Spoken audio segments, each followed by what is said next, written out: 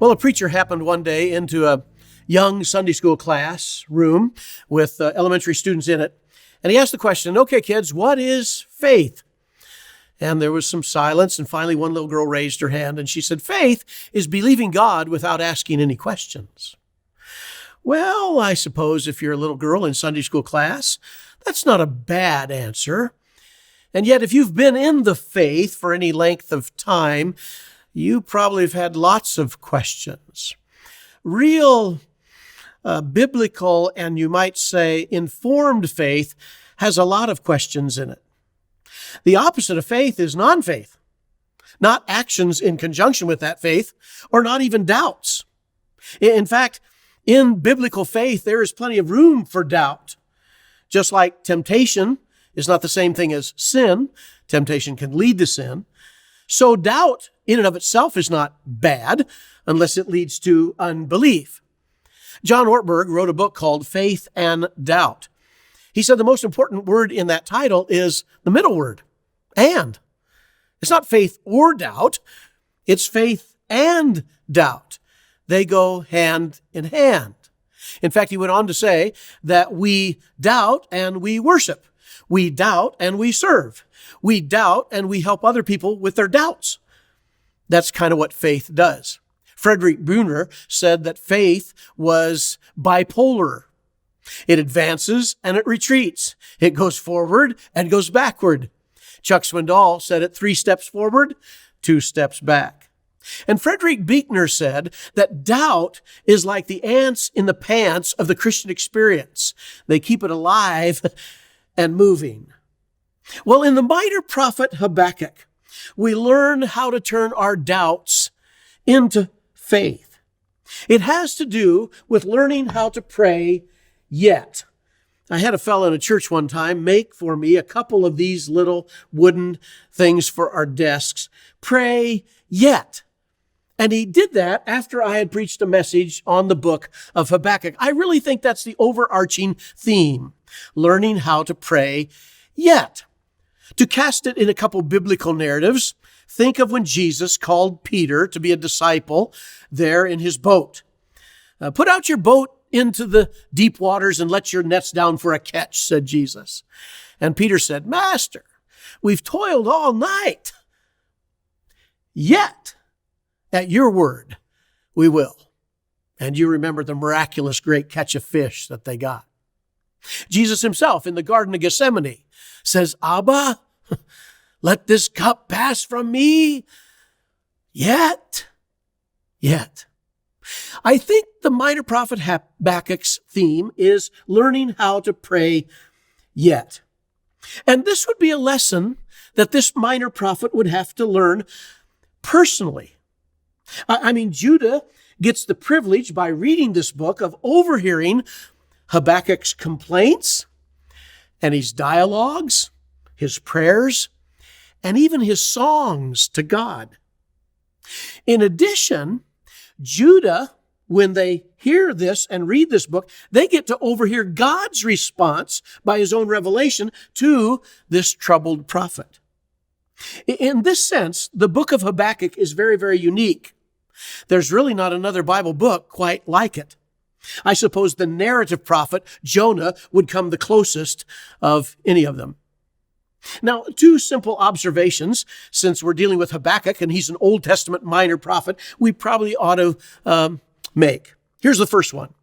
The prophets, whether they're major or minor, and those are categories that we stuck on them, they're not identified that way in the Bible, I'm sure you know. The prophets were the covenant watchdogs of the law for Israel. The job of the prophet as God's inspired spokesperson, in fact, the word in Hebrew, navi, for prophet means to speak enthusiastically. They spoke enthusiastically because God had revealed something to them and they wanted to just bubble it forth. It really does mean to bubble forth. So these prophets were bubbling forth with God's message, and they were like mean junkyard dogs, nipping at the heels of God's people, asking them, beckoning them to obey God's law. Habakkuk will also do some of that in this book, even though the book is primarily his own personal struggle in the prayer closet with the ways of God. That's the first thing. The second thing is that the prophets didn't exactly design their messages. In fact, the very first verse of our book of study he'll say he got an oracle that he saw. An oracle means a divine revealed message for the prophet. And one of my teachers at seminary, Calvin Miller, said it this way: prophets don't design messages, prophets are messages. In fact, their lives are inextricably linked to their prophecy. Hosea had an unfaithful wife named Gomer, and her unfaithfulness God used as an example of the unfaithfulness of his own people. Jonah struggled with the grace of God and his love for all the nations. His own personal struggle was the struggle of the book. Likewise, in Habakkuk's case, his own faith struggle to be able to pray yet became Judah's struggle to understand the ways of God. Now, we want to just make some comments in overview of the whole book to open this study up. Habakkuk's name means to embrace. It's a warm kind of word. And he would have to learn to embrace the ways of God. Here's the tough part. Even when he didn't understand them. Now, call me naive if you want to, but I've never had difficulty believing in the existence of God. Granted, I was raised in a Christian context. But it always made sense to me that a design demanded a designer. It just seemed logical. But I would confess that I have struggled to understand why God does what he does when he does it. Now that is a whole nother thing. And Habakkuk's struggle is in this latter camp. He doesn't struggle to believe in God or have faith in God or belief that God exists. His struggle is, how can God do what he seems bent on doing here in the near future and still keep his promises to bless all the world through the seed of Abraham? How's that going to work? The prophet Habakkuk lived and prophesied around 610 BC. That's an important date because good King Josiah, the last of the really good kings of Judah, he had just died. And after his death, God's people fell back into that sin of idolatry and immorality that they had just so grown accustomed to, unfortunately. And along with the major prophet Jeremiah, which is the longest book of the Old Testament, Habakkuk's job was basically to get God's people ready for Babylonian captivity. And that was going to be a big job. Not only to get God's people ready for that, but also to prepare his own heart. So one time in a chapel message, I outlined the book of Habakkuk in this way, and I will give the textual divisions so that it will make some sense. But the labels to these divisions might seem a bit odd to you. If I was outlining the book of Habakkuk from chapter 1, verses 1 through 4, with the first verse being kind of just a basic intro, I would call it, hello? Hello? Habakkuk acts like, God, are you paying attention here? Things are bad down here on planet Earth. Are you paying attention to this at all? And he struggles with the seeming inactivity of God. Won't you do something? That's the first section, chapter 1, 1 to 4. In chapter 1, verses 5 through 11, God responds to this first complaint of Habakkuk. And his response is, if you allow me, nuh-uh. Nuh-uh. No, when you say hello and you act like I'm not paying attention, I'm telling you that's not the truth. Nuh-uh. I am paying attention and I have got a plan. That's chapter 1, verses 5 through 11. Then in chapter 1, verse 12, going through chapter 2, verse 1, there's not a clear-cut chapter division necessarily. Habakkuk gives his second complaint. And the second complaint is, say what? So we move from hello to nuh-uh to say what? what are you doing? You're going to punish us with a nation that's worse than us? God, that doesn't make sense. What did you say? Say that again. That's the third segment. Then the fourth segment is God sort of reassuring this struggling prophet with this word. It's a little past its prime, perhaps, but I hope you can resurrect it. It's the word chill. Just chill. This is going to be okay. Habakkuk, just chill. And I would say that goes from chapter 2, verse 2, all the way to the end of the chapter, verse 20. Habakkuk, I've got this. Just chill. Finally, in chapter 3, beginning with verse 1 and going to the very end, verse 19, the way I would label that is just, whoa, dude. Now, I don't know if it's very respectful to call God dude, but I'm just suggesting that Habakkuk has this moment where he realizes, oh, so that's the plan of God. I begin to get on board with this. I begin to understand it now. Whoa, I see it. Okay, then even if it seemed like you weren't going to keep your promises to us, you really are. And so he comes away from his faith struggle.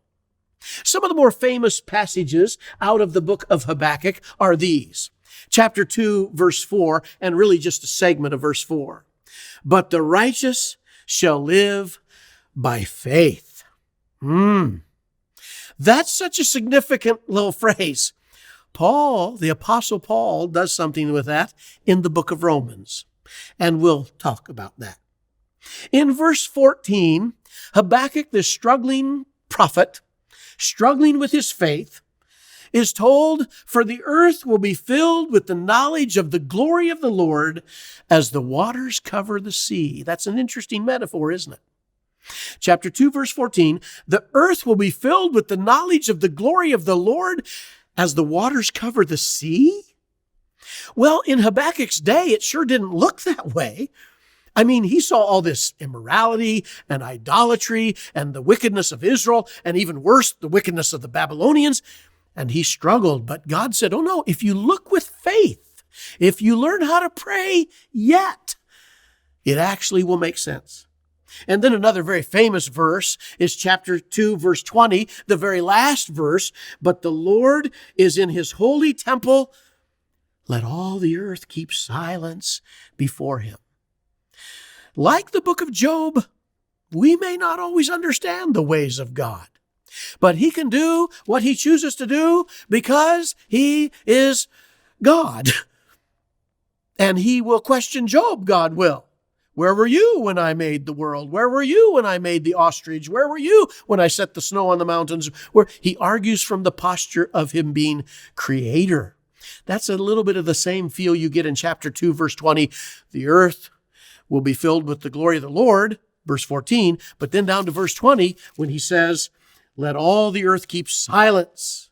Even Job says, I will cover my mouth. I've spoken when I shouldn't. One other famous verse, we'll get to this in the last lesson. It's so rich. Verse 17 of chapter 3. There are 3 couplets here, 6 little lines. Though the fig tree should not blossom, nor fruit be on the vines, the produce of the olive fail. This sounds kind of bleak, doesn't it? The flock be cut off from the fold. Well, shucks. And there be no herd in the stalls. Here it is. Yet I will rejoice in the Lord. This book is really about learning how to pray yet. Now, just 1 or 2 more historical background items that might help us kind of fix our grid on studying this minor prophet. There are various traditions about Habakkuk concerning his death, and particularly his burial. There are 2 different sites in the land of Israel that are designated as the burial place of Habakkuk. And interestingly enough, one of the places that actually has quite a little ornate, we might call it tombstone, is over in Iran. And people still to this day think highly of this prophet, even there. In the Dead Sea Scrolls discovery in 1948, a commentary was found on the first 2 chapters of Habakkuk. Well, it only has 3, and the third chapter is kind of the resolution. So did the other chapter fall away? Or did they so like the pronouncement of judgment on Babylon in chapter 2 that they just stopped? Anyway, so we're going to dive into this minor prophet with a major message. I'll remind you that the minor prophets are only minor because of the size of the book. It has nothing to do with them having less inspiration than Isaiah, Jeremiah, Ezekiel, or Daniel. How can we maintain our faith in God when the world seems to be falling apart? Well, maybe the key is to learn how to pray yet.